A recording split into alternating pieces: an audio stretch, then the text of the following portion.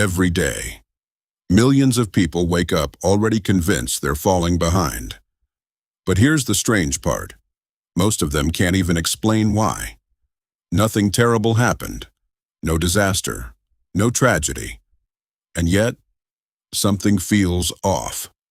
Before your day has even begun, you open your phone.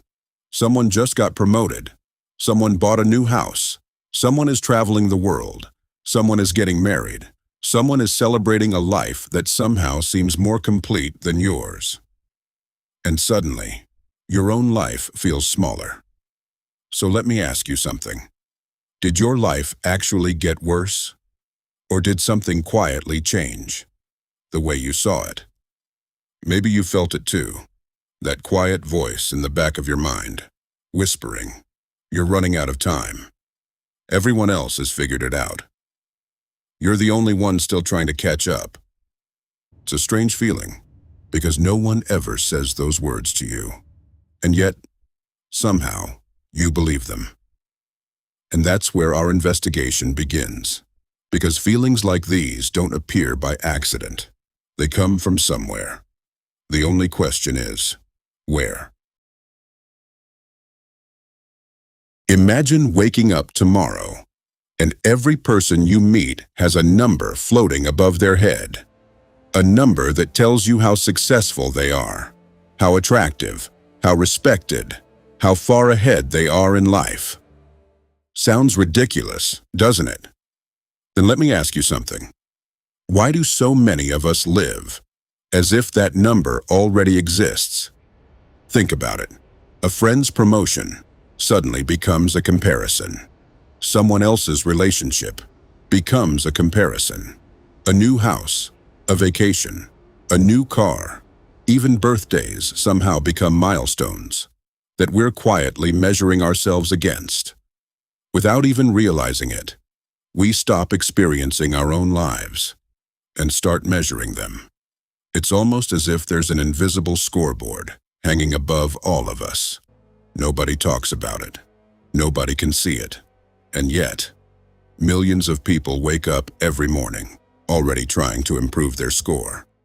You stop asking, "Am I growing?" And you start asking, "Am I ahead?" That's a very different question, because growth has no finish line. Comparison does, and the finish line keeps moving. Here's something fascinating. Imagine placing yourself alone on an island, with everything you needed to survive. Food, shelter, peace, no social media, no neighbors, no competition. Would you still feel behind? Probably not, because that feeling was never created by your life. It was created by comparison. And that raises a much bigger question. If comparison is powerful enough to completely change the way we experience our own lives, where did it come from? Because the answer didn't begin with Instagram. It didn't begin with money. It didn't even begin with success. It began more than 10,000 years ago. For almost all of human history, your entire world was surprisingly small. A few families, a small tribe, maybe 100 people. That was everyone you knew, everyone you compared yourself to. Inside that tribe, knowing where you stood wasn't about ego.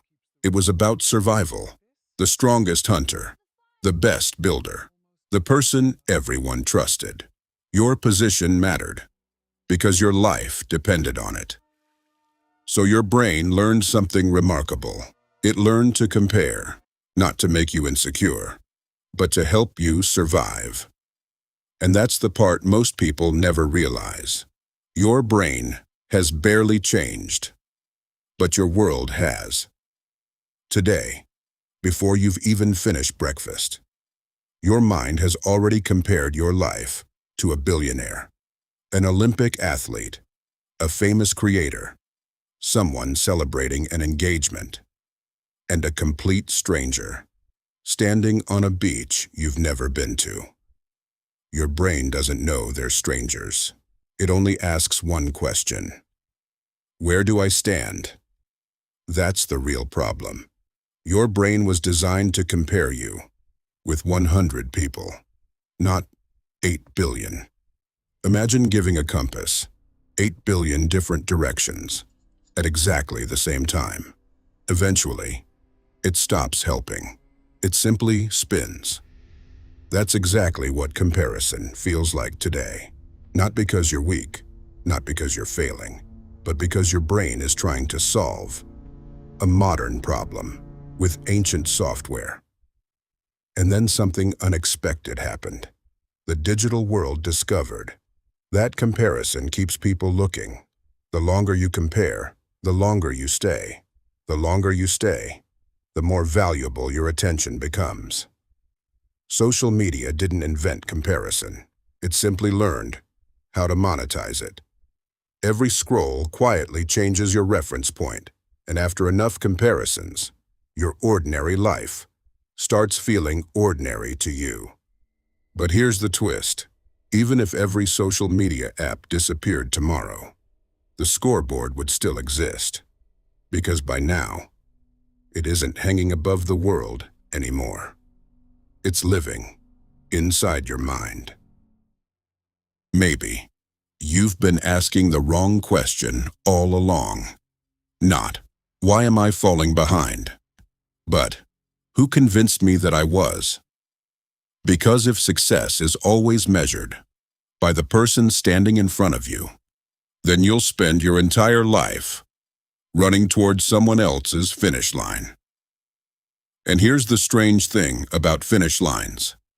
The moment you reach one, your eyes immediately search for another.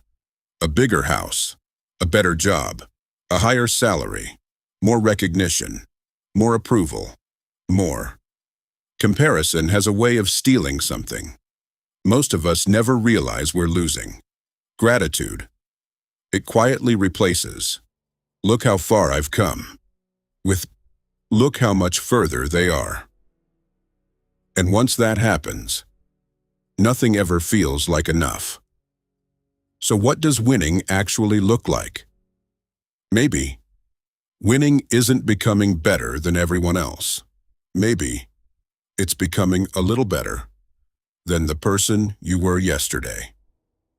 The world will always introduce you to someone richer, someone smarter, someone younger, someone more successful. That list never ends.